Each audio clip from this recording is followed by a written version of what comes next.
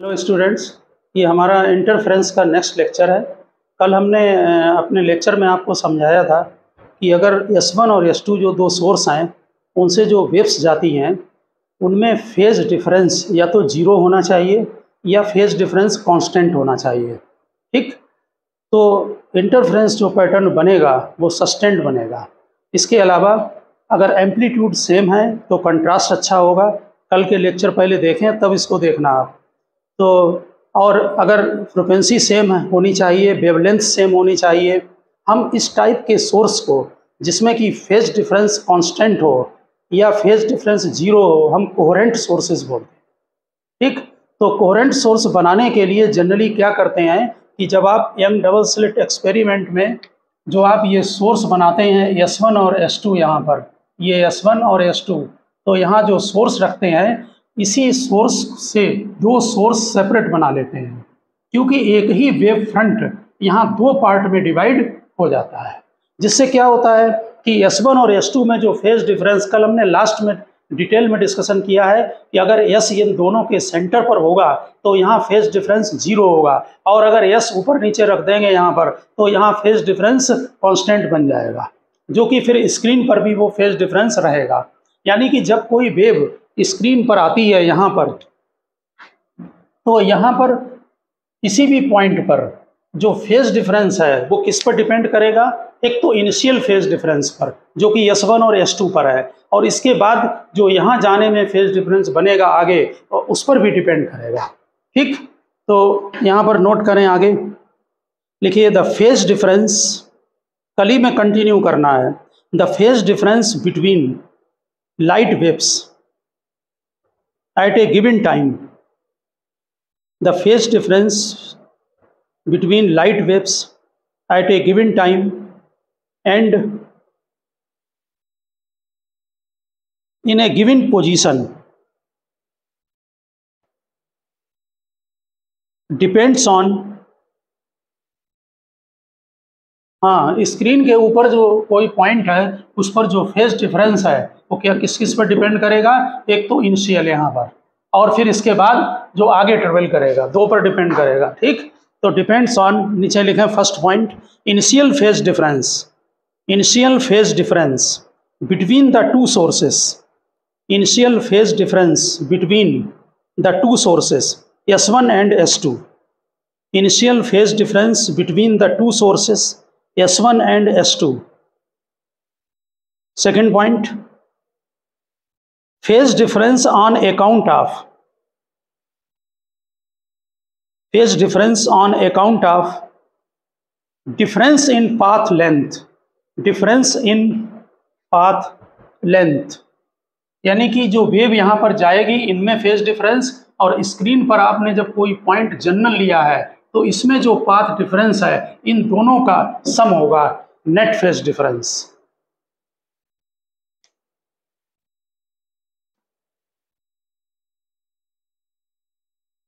लिखा? अब आप नेक्स्ट हेडिंग डालें कोहेरेंट सोर्सेस, लिखें कोहेरेंट सोर्सेस। लिखिए the source of light, the source of light which emit, heading डालें coherent sources, the source of light which emit continuous light waves, continuous light waves of same wavelength, continuous light waves of same wavelength, comma same frequency and in same phase, and in same phase, having constant phase difference, having constant phase difference are called coherent sources. फिर बोल रहे हैं the source of light which emits continuous light waves of same wavelength, same frequency and in same phase or having constant phase difference are called coherent sources.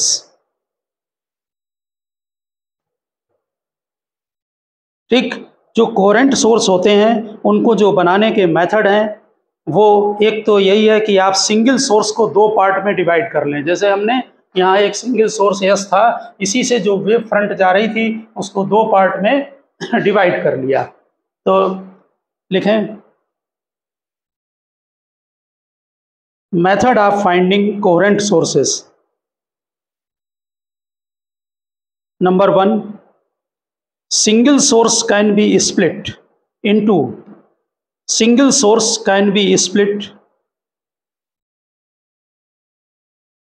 two source S1 and S2। ये है, आप diagram से ही बना दें, ये S बना लेना, ये सिंगल सोर्स है, इसको दो पार्ट में डिवाइड कर लिया। दूसरा, एक प्लेन मिरर लिया, इसका ये सोर्स का काम कर रहा है, इसकी ये इमेज बनाई, ये दोनों कोहेरेंट सोर्स का काम करेंगे। इसे हम लॉयड्स मिरर बोलते हैं।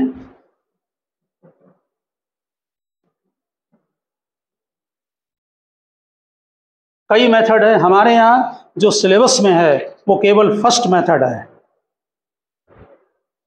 इसके अलावा जो दो प्रिज्म होते हैं इन्हें फ्रेस्नेल बाई प्रिज्म कहते हैं। तो इसमें एक सोर्स रखकर यहाँ पर दो सोर्स बनाए जाते हैं, इनकी इमेज बनाई जाती है इनसे, ठीक। ये दो प्रिज्म रखे हुए हैं, इसे हम फ्रेस्नेल बाई प्रिज्म कहते हैं। Fresnel by prism. कहीं अगर किसी न्यूमेरिकल में इनका यूज होता है तो जो हमारा डेरिवेशन है उनमें distance between S1 S2 D है, तो वही डिस्टेंस यहाँ पर भी काम करेगी, D।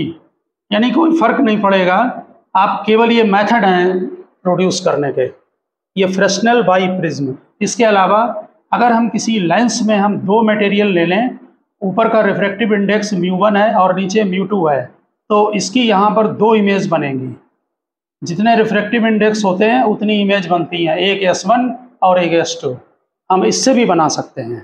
बहुत सारे मेथड हैं जिनसे जो है आप कोहेरेंट सोर्सेस को प्रोड्यूस कर सकते हैं।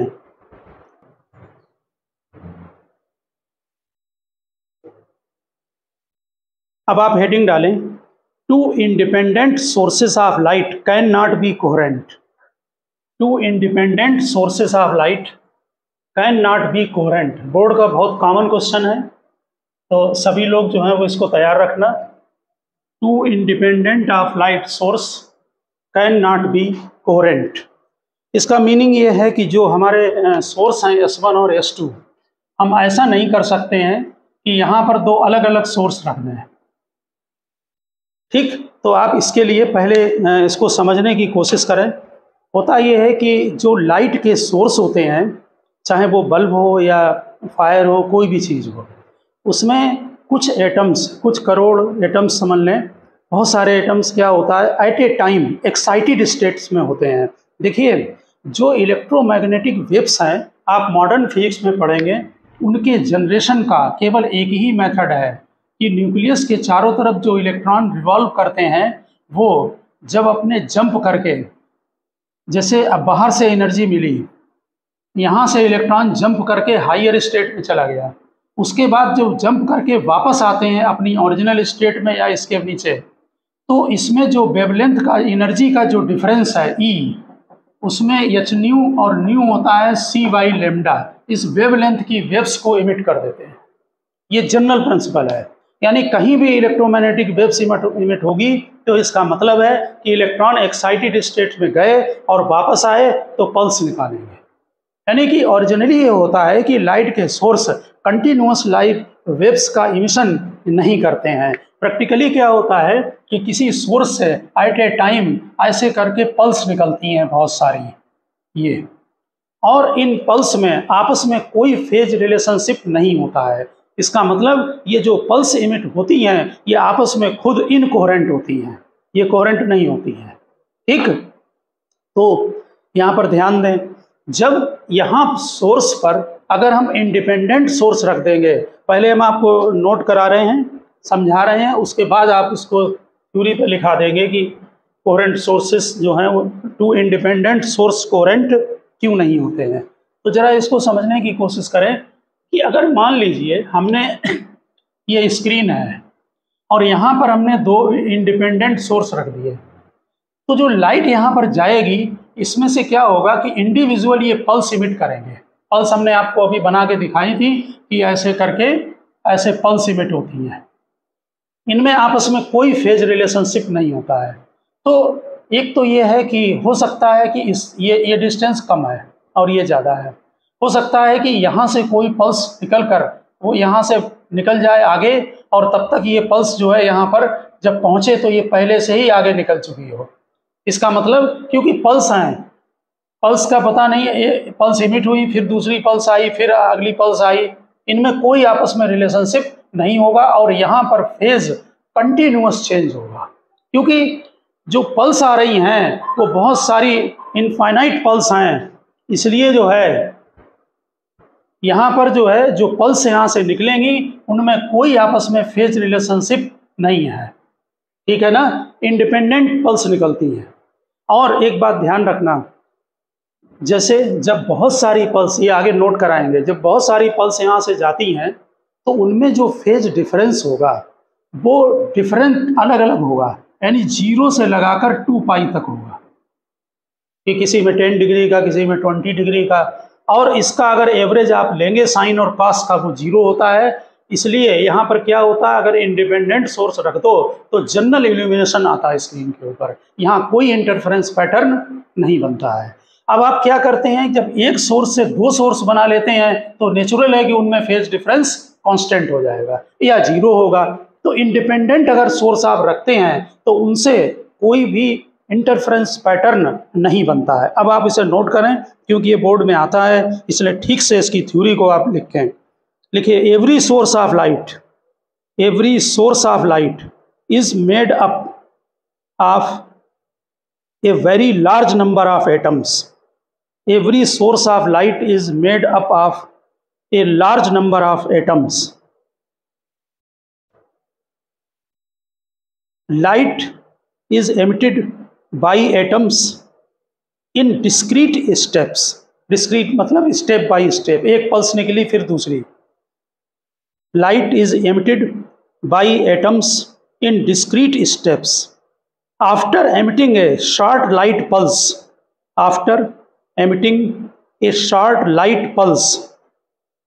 atoms become inactive for some time.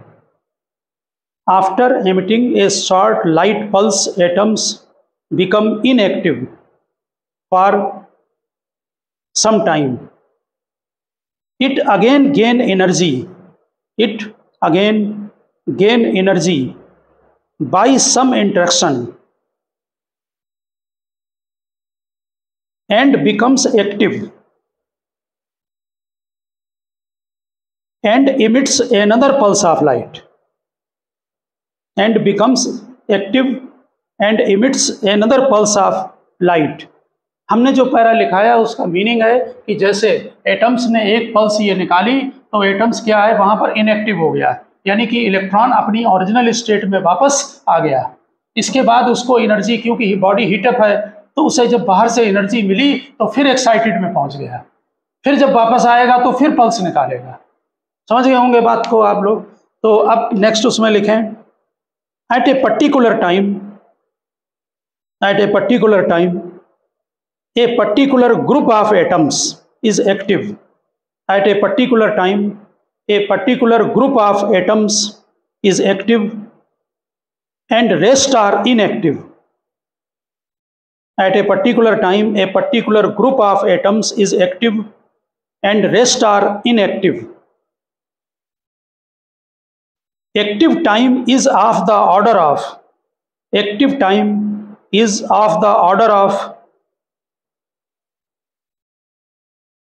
10 raised to power minus 8 second.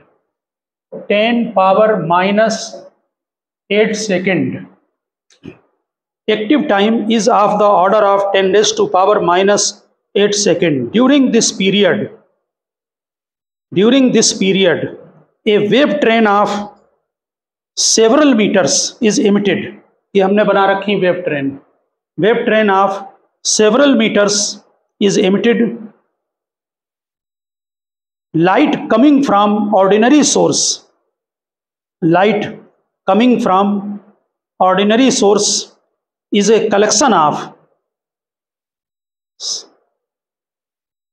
light coming from ordinary source is a collection of several wave train having no fixed phase relation. Having no fixed phase relation. इस type की जो wave train निकलेंगी इनमें आपस में कोई phase relationship नहीं होगा, रैंडम होगा, कभी 0 से 2 पाई तक इनके बीच में फेज डिफरेंस वेरी करेगा। तो आपने नोट किया होगा, collection of several wave trains having no fixed phase relation, so a source is incoherent itself. So a source is incoherent itself. Phase varies randomly from train to train. Phase varies randomly from train to train.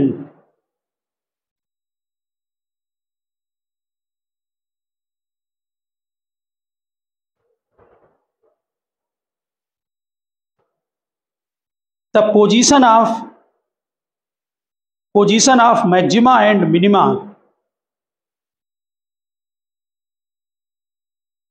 will occur about 10⁻⁸ times on 1 second. यहाँ पर इसका reverse हो गया, frequency आ गई।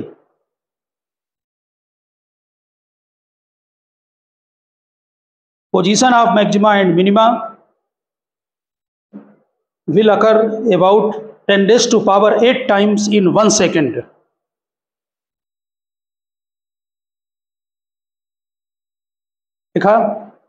लिखिए, hence two independent source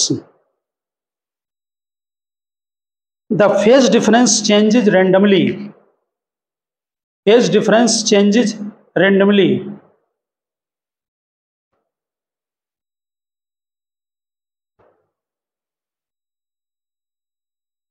लिखिए, hence a narrow slit is used to select. Hence a narrow slit is used to select a particular train. Wave train है, a narrow slit is used to select a particular train which is incident on the two slit, S1 and S2 together. S1 and S2 together. So initial phase difference remains unchanged. So initial phase difference remains unchanged. तो आप समझ गए होंगे कि to independent source जो है वो coherent नहीं हो सकते, इनकोहेरेंट होंगे। ठीक, वो कोहेरेंट नहीं होंगे। यहाँ स्क्रीन पर बार बार मैक्सिमा मिनिमा चेंज होगा। ओके, तो इंपॉर्टेंट है, पैरा ध्यान रखना। एक और थोड़ा सा हेडिंग डालें कि path difference of two waves must be small. Heading डाल के अंडरलाइन कर लेना, path difference of two waves must be small. देखिए, जो वेव्स S1 और S2 से जा रही हैं, इनकी हम प्रॉपर्टी को जब सारी थ्योरी करेंगे तो बाद में लिखाएंगे कि इंटरफ्रेंस में क्या क्या जो है इनको कलेक्शन करके। जो वेव्स यहाँ से जा रही हैं S1 और S2 से, यहाँ पाथ डिफरेंस बहुत ज़्यादा नहीं होना चाहिए। इसका मतलब है कि सेंटर से बहुत दूर तक ये पैटर्न नहीं बनता है। ठीक, पाथ डिफरेंस जो है वो बहुत ज़्यादा होने में ये हो सकता है कि जो वेव यहाँ से जा रही है, जैसे मान लीजिए आपने एक ही वेव को 2 पार्ट में डिवाइड किया है।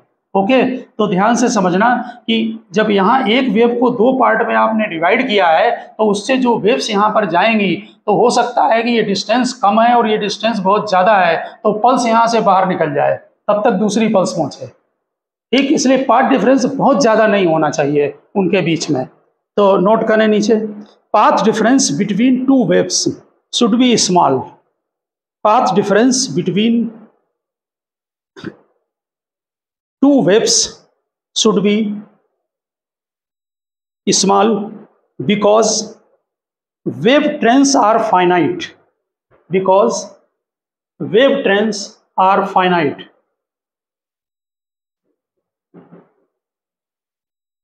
वेव ट्रेन जो है वो फाइनाइट लेंथ की है, ऐसा नहीं है कि कंटिन्यूअस इमिशन हो रहा है, वो तो आँख जो है डिटेक्ट नहीं कर पाती उसको है। Path difference between two waves should be small because wave trains are finite in length, hence with large difference in path, hence with large difference in path the waves don't overlap, hence with large difference in path the waves don't overlap at the same instant in the same region of space, at the same instant in the same region of space. The second wave train arrives. The second wave train arrives well after the first train. The second wave trains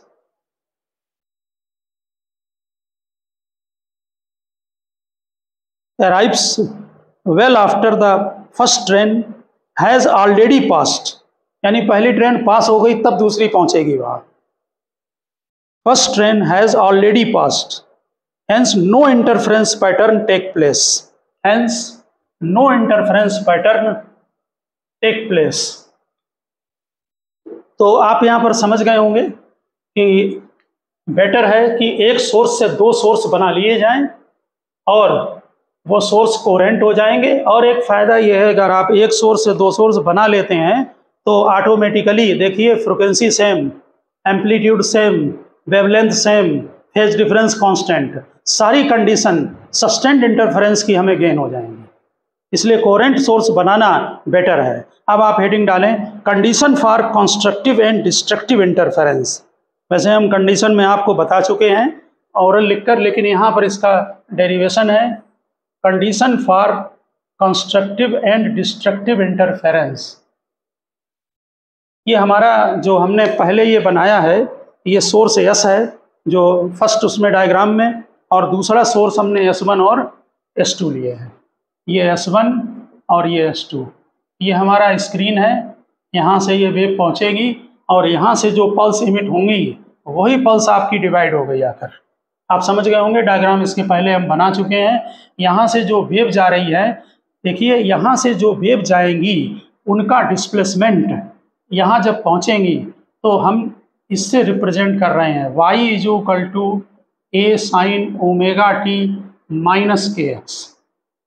यहाँ से जो wave जा रही है उसका amplitude हमने a ले लिया है, जो यहाँ से वेव जा रही है उसका एम्पलीट्यूड b ले रहे हैं, b sin omega t minus kx plus phi. ये वेव इधर जा रही है, ये इधर को, इनमें दोनों में फेज डिफरेंस हमने फाई ले लिया है। और हम यहाँ पर फिर नोट कर रहे हैं y1 है आपका फर्स्ट जो वेव है a sin omega t minus kx है, सेकंड वेव का एम्पलीट्यूड b है, ये है omega t minus kx plus phi. इनके जो रिजल्टेंट एम्पलीट्यूड बनता है, इसका एम्पलीट्यूड a है, इसका एम्पलीट्यूड b है, y1 y2 डिस्प्लेसमेंट है। इन दोनों में फेज डिफरेंस फाई है जैसा कि वहाँ पर गिवन है। कुछ बुक्स में जो डेरिवेशन दिया गया है उसमें x को 0 पुटअप कर दिया गया है, यानी कि उन्होंने यहाँ पर ओरिजिन अटैच कर लिया है। तो जब x को 0 पुटअप करें या ना करें रिजल्ट एक ही आएगा। थोड़ा सा x को 0 पुटअप करने में वो आसान हो सकता है, यानी कि हम वेव्स को ये भी ले सकते हैं y = a sin omega t, और दूसरी वेव ले सकते हैं sin omega t plus phi. तो कोई भी ले लें उससे कोई फर्क नहीं पड़ता। आपको हम सुपरपोजिशन प्रिंसिपल लिखा चुके हैं, आप नीचे लिखें। ये दोनों हमने वेव एज्यूम कर ली है। लिखिए let y1 y2 are displacement of waves, let y1 and y2 are displacement of waves from two sources S1 and S2 at point P on the screen, at point P on the screen at any instant. Let y1 and y2 are the displacement of the two waves from the sources S1 and S2 at point P on the screen at any instant. दोनों equation note कर ली होंगी आपने। अब नीचे लिखा है the resultant displacement is given by, ये सुपरपोजिशन प्रिंसिपल है, resultant displacement y1 plus y2, तो इन दोनों को प्लस कर लीजिए, sine omega t minus k x plus b sine omega t minus k x plus phi. इसमें साइन ए प्लस बी का फार्मूला लगा दें, तो ये ए sign omega t minus k x B, यहाँ साइन ए प्लस बी का formula, ए को लेंगे omega t minus k x, तो sign A cos B, sign A cos B plus cos A sine B. यहाँ फार्मूला हम जिनको नहीं मालूम है नोट कर दे रहे हैं, sine A plus B is equal to sine A cos B plus cos A sine B. अब यहाँ पर sine omega t minus k x को कॉमन ले लें। अभी इसका हम पर्पज बताएंगे क्या है। जब इसको कॉमन लिया तो a plus B cos phi आ गया। यहाँ फाई जो है वो डिफरेंस है फेज बिटवीन टू वेव्स, और जो अदर क्वांटिटी है वो b cos omega t minus k x और साइन फाई आ गई। इसमें इस वाले जो टर्म है यहाँ पर नोट कर रहे हैं कि let a plus B cos phi is equal to r cos theta, यहाँ साइन है तो यहाँ कॉस लेना, और b sine phi is equal to r sine theta. इनको पुटअप कर दें तो आपका जो y1 प्लस y2 आएगा, y1 प्लस y2 वो बन गया, यहाँ पर ये a की जगह हमने ये पुटअप कर दिया है, ये यहाँ पर a और नोट करें जरा, ये a sign omega t minus k x, इसमें से a हमने a sign omega t minus k x, इन दोनों में से हमने sign omega t minus k x को कॉमन लिया है, यहाँ से a बचा और यहाँ से b साइन कॉस फाई। ठीक है, तो यहाँ पर क्या करें, r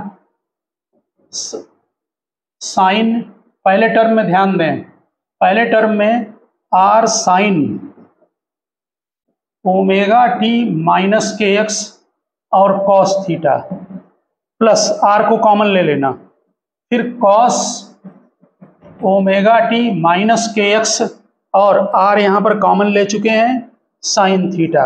ये साइन ए कॉस बी का फार्मूला बन गया। अब इसको कंबाइंड कर लें तो r sign omega t minus k x plus theta, ये बन गया आपका रिजल्टेंट वेव्स। देखिए ये जो थ्योरी है इसका सिंपल हार्मोनिक मोशन और कई जगह चैप्टरों में इसका यूज किया जाता है। इस थ्योरी का जो बेसिक मीनिंग है वो समझने की आप कोशिश करें कि अगर दो वेव साइन वेव स्पेस में जा रही हैं, जैसे यहाँ पर गई दो साइन वेव और किसी पर्टिकुलर पॉइंट पर जब वो सुपर इम्पोज हुई तो उनका जो रिजल्टेंट वेव होगी वो भी साइन वेव बनेगी। ये बनी, क्या क्या चेंज हुआ, जो वेव जा रही थी उनके इंडिविजुअल एम्पलीट्यूड ए और बी थे, लेकिन अब एम्पलीट्यूड चेंज होके आर हो गया। उनमें फेज डिफरेंस फाई था लेकिन अब फेज डिफरेंस थीटा हो गया। ओके, और ये इन दोनों की रिजल्टेंट वेव है। आप समझ गए होंगे बात को, यानी इसका पर्पज है। और सिंपल हार्मोनिक मोशन के अलावा भी कई चैप्टर हैं, वेव्स में भी यूज होता है 11th में, कि जिसमें हम दो साइन वेव को सुपर इम्पोज कराकर ये दिखाते हैं कि जो रिजल्टेंट वेव है वो भी साइन वेव होगी। तो अब यहाँ पर हमने जो एम्पलीट्यूड आपने निकाला है आर, उसका मेन पर्पज है उसकी वैल्यू को निकालना। तो आपने जो ये एज्यूम किए हैं a plus B cos phi is equal to r cos theta और b sine phi is equal to r sine theta, इनको स्क्वायर करके ऐड कर दें। इनको इक्वेशन नंबर 1 और 2 डाल दें और स्क्वायर करके ऐड कर दें।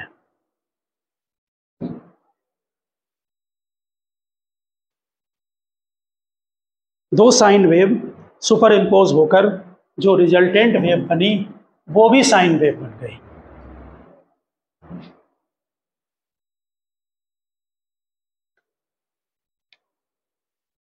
तो ये हमने बताया इक्वेशन नंबर 1 डालें, इसको इक्वेशन नंबर 2 डालें और दोनों को स्क्वायर करके ऐड कर दें। तो ज़रा ऐड करें।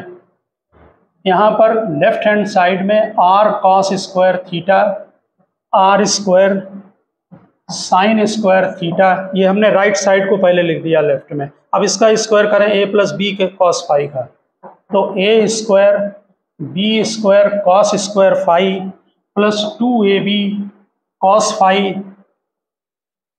Plus B square sine square phi.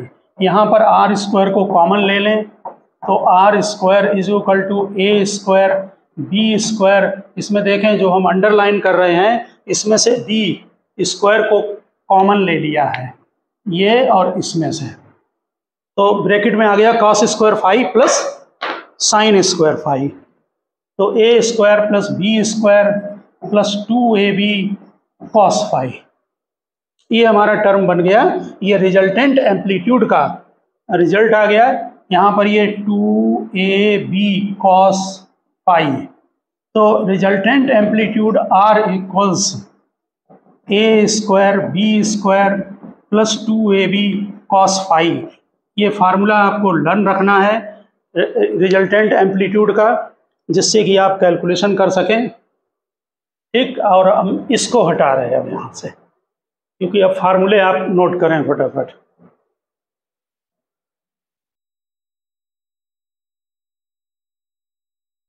इसमें जो फाई है वो क्या है, वो फेज डिफरेंस है। ध्यान रखना, जो दो वेव्स जा रही थी उनके जो सुपर इम्पोज हुई हैं उनके बीच में फेज डिफरेंस दिया गया है।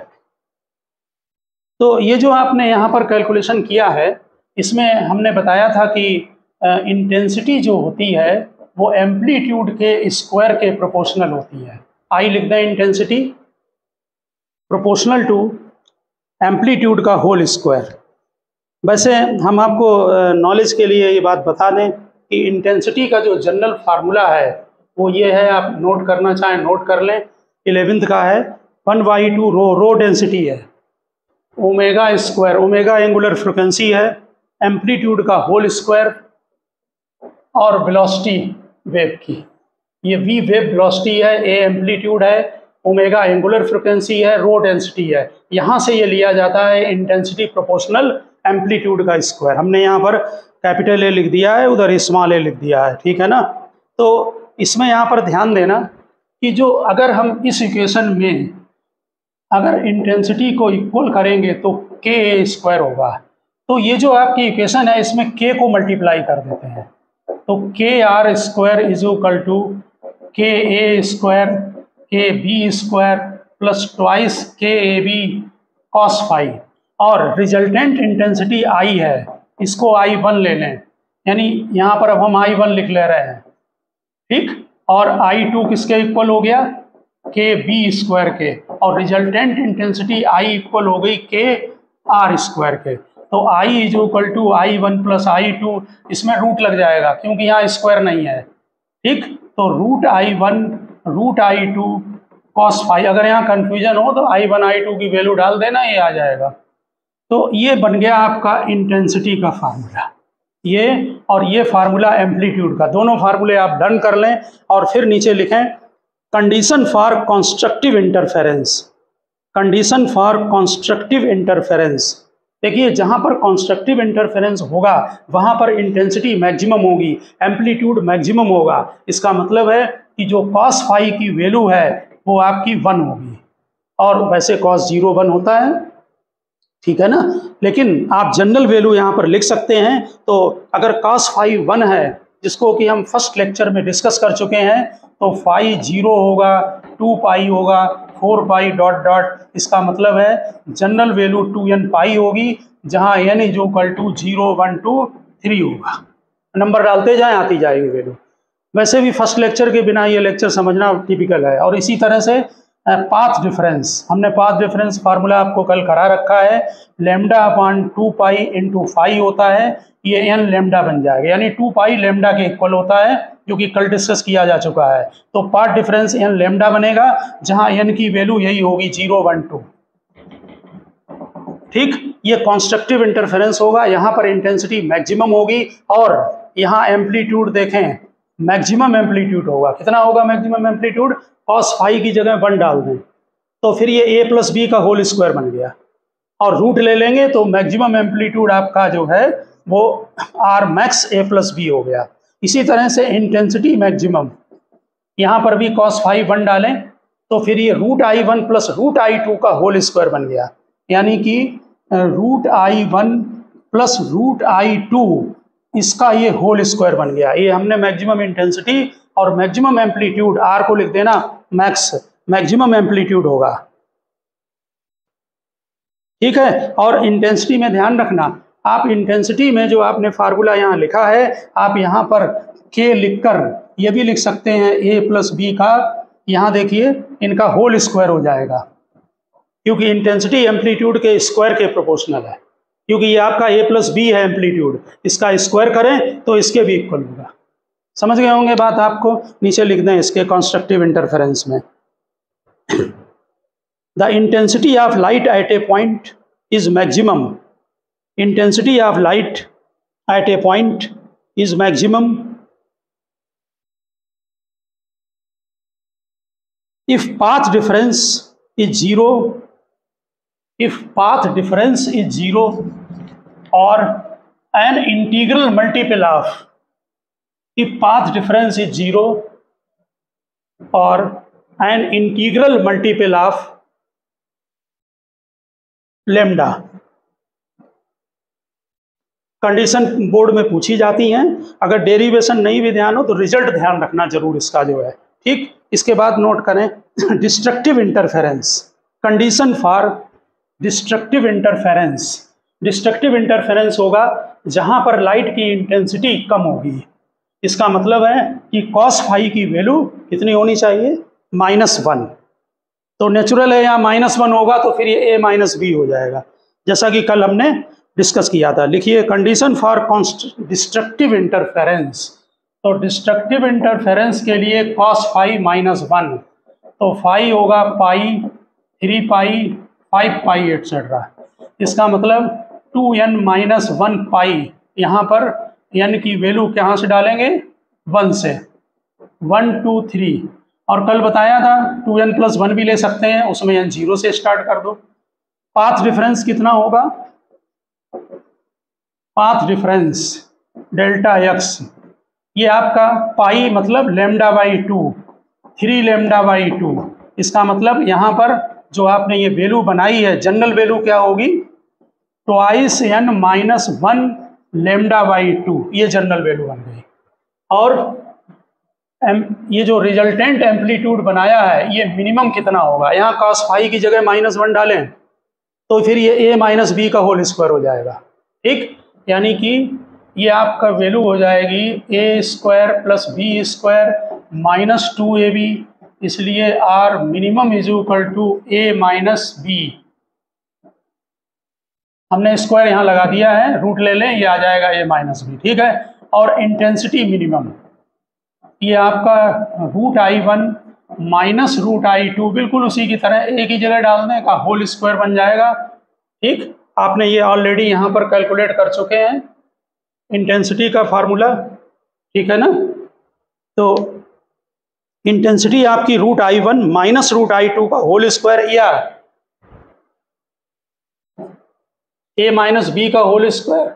और सॉरी, यहाँ पर एक चीज़ और नोट कर सकते हैं कि a माइनस बी का होल स्क्वायर, ये भी चलेगा, क्योंकि यहाँ पर आप जब अंदर मल्टीप्लाई करेंगे तो k² हो जाएगा। आगे बात समझ में। तो मैक्सिमम इंटेंसिटी और मिनिमम, उसमें आप स्टेटमेंट नीचे नोट कर दें डिस्ट्रक्टिव इंटरफेरेंस का या मिनिमा। देखिए phase difference between two waves, phase difference between two waves should be an odd integral multiple of pi. आपने देख लिया कि फेज डिफरेंस इंटीग्रल मल्टीपल है, odd integral multiple of pi. और path difference should be an odd integral multiple of half the wavelength, half the wavelength.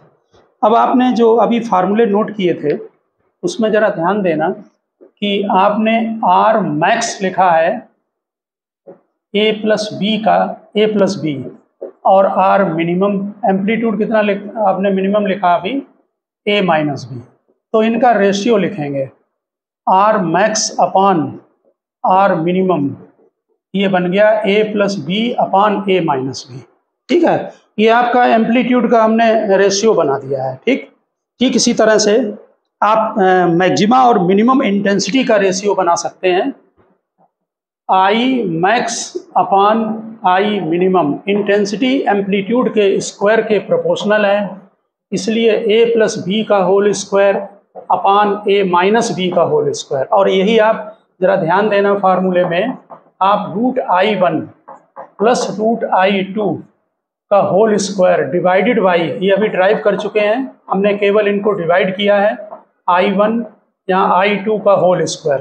तो ये दोनों फार्मूले ध्यान रखना, इसमें I1 और I2 सोर्स की इंटेंसिटी है, यहाँ A और B सोर्स के एम्पलीट्यूड हैं। सोर्स मतलब जो आपने A और B चूज किए हैं उनके आपकी एम्पलीट्यूड और इंटेंसिटी गिवन है।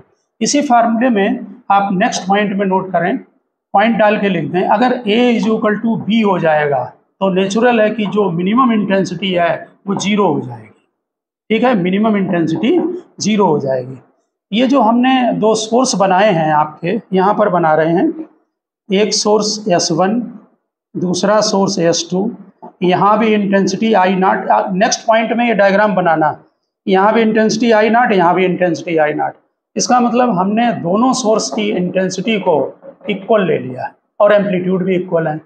ऐसे में जो हमारा इंटेंसिटी का फार्मूला है वो फार्मूला है I1 plus I2 plus 2√I1 I2 cos phi.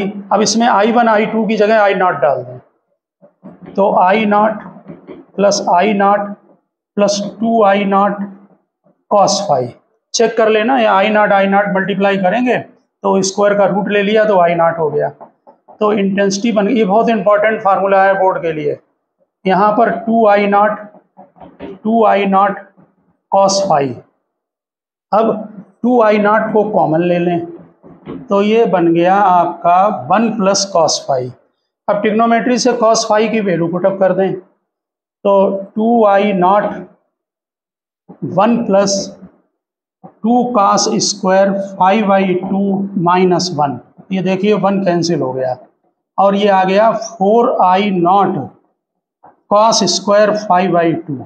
ये रिजल्टेंट अभी हम आपको दिखाते हैं कि ये बहुत इंपॉर्टेंट है कैलकुलेशन के लिए, आपको बार बार इसकी यूज होगा। अब हम इसी रिजल्ट पर आते हैं। जरा पहले जो हमने ये बनाया है I max upon I minimum के, आपके किसी भी बुक में जो एग्जाम्पल स्टार्टिंग में दिए रहते हैं वो इसी के ऊपर दिए रहते हैं। हमने दोनों इंटेंसिटी को, जो सोर्स है ना S1 और S2, उनमें दोनों सोर्स की इंटेंसिटी को इक्वल ले लिया। अगर आप कोहेरेंट सोर्स बनाते हैं तो ये बात नेचुरल है कि जो दोनों सोर्स होंगे उनकी जो इंटेंसिटी होगी और एम्पलीट्यूड होगा वो दोनों सोर्स का इक्वल होगा। ओके, तो अब जरा इस फार्मूले का आप यूज़ देखें जरा। देखिए जो स्क्रीन है, अभी अभी आपने फार्मूला ड्राइव किया डिस्ट्रक्टिव और कंस्ट्रक्टिव के लिए। हमारा ये सोर्स है S1 और S2, यहाँ इंटेंसिटी I0, यहाँ भी I0, और ये हमारा सामने जो है वो स्क्रीन रखी हुई है। ये हमारा बन गया सोर्स S1 S2 और ये सामने स्क्रीन है। तो आपको ध्यान होगा कि जो सेंटर मैक्सिमा होता है यहाँ पर फेज डिफरेंस कितना होता है, 0। आपको ऑलरेडी मालूम है, जहाँ जहाँ मैक्सिमा होंगे वहाँ 0 होगा। तो जरा इसमें वैल्यू डाल के देखें, यहाँ 4I0 और वो मैक्सिमम इंटेंसिटी होगी cos स्क्वायर 5/2। तो फाई अगर 0 डाल देंगे या फाई आप 2π डाल दें, बात एक ही है, 4π डाल दें, फाई की वैल्यू 2nπ लिख दे रहा है, यानी 0 डालें 2π डालें एक ही रिजल्ट आएगा। तो cos 0 1 होता है। तो यहाँ पर जो इंटेंसिटी है वो 4I0 हो गई। ये तो जनरल फार्मूला है, जब हमने 0 डाल दिया तो इसका मतलब मैक्सिमम बन गया। तो मैक्सिमम इंटेंसिटी कितनी आई, 4I0। और इसे लर्न रखना, यहाँ इंटेंसिटी आई नॉट, यहाँ आई नॉट, तो यहाँ मैक्सिमा पर जो इंटेंसिटी होगी वो 4 आई नॉट होगी। समझ गए ना? तो यहाँ पर ध्यान दें, यहाँ पर फाई 0, जो अगला मैक्सिमा होगा वहाँ भी इतनी होगी, यहाँ इंटेंसिटी 4 आई नॉट।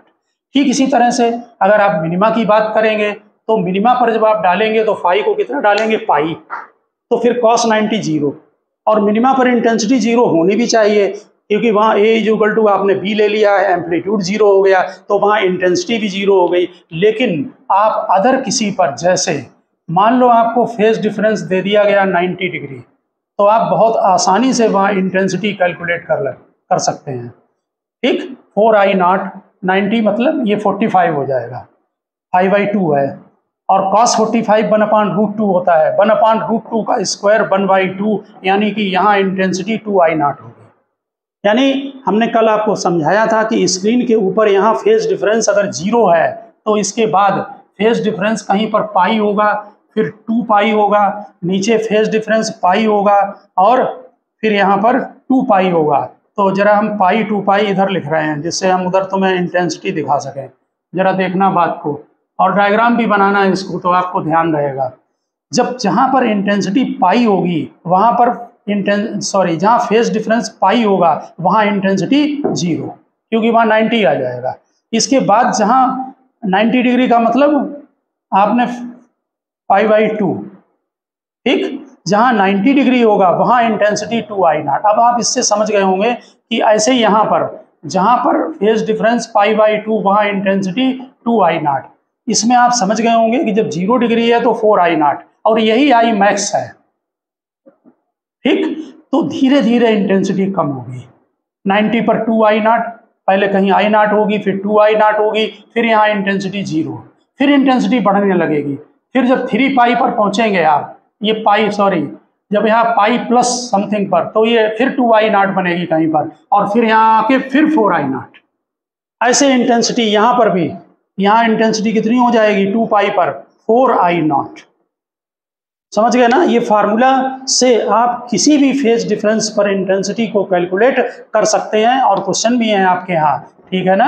अब जैसे मान लीजिए आपने फाई को 60 डिग्री ले लिया, 60 डिग्री 90 के पहले होगा, तो जरा देखें मैं इंटेंसिटी कितनी आती है। 60 में यहाँ 30 हो जाएगा, और cos 30 क्या होता है, √3/2, तो 4 आई नॉट इंटू √3/2 का होल स्क्वायर, यानी 3/4। ठीक है, नेचुरल है 2 आई नॉट से ज़्यादा होगी, तो ये जो इंटेंसिटी आपकी 3 आई नॉट बन गई। हमने यहाँ 60 डिग्री डाल लिया, 30 हो गया cos, और cos 30 का मतलब √3/2। ठीक, और एक बात जरूर याद रखना, कहीं कहीं बुक्स में जो 4 आई नॉट है उसको फार्मूले में आई मैक्स लिख देते हैं, तो फिर जनरल फार्मूला क्या बन गया, आई मैक्स cos स्क्वायर 5/2। लेकिन याद रखना आई मैक्स यहाँ क्या है, 4 आई नॉट। जैसे यहाँ था आंसर, अगर मान लो दे दिया जाए कि सेंट्रल मैक्सिमा आपका आई मैक्सिमम है यहाँ पर, तो फिर यहाँ कितना होगा, यहाँ 3/4 होगा आई मैक्स। 90 डिग्री पर कितना होगा, आई मैक्स का हाफ। सो समझ गए होंगे मैक्सिमा, इसको लर्न रखना। जब इंटेंसिटी यहाँ आई नॉट तो आई मैक्स का मीनिंग है 4 आई नॉट, मिनिमा पर 0, एम्पलीट्यूड दोनों इक्वल होंगे, A = B होगा। ठीक है ना? तो यहाँ पर जो है इंटेंसिटी का रीडिस्ट्रीब्यूशन होता है। ठीक, इंटेंसिटी कहीं कम होती है, कहीं पर ज़्यादा हो जाती है। तो ओके स्टूडेंट, आप लोग जो है वो फर्स्ट लेक्चर को पहले देखना, तब सेकंड लेक्चर, और फिर इसके बाद हम फिर इसको कंटिन्यू करते हैं आगे। ओके।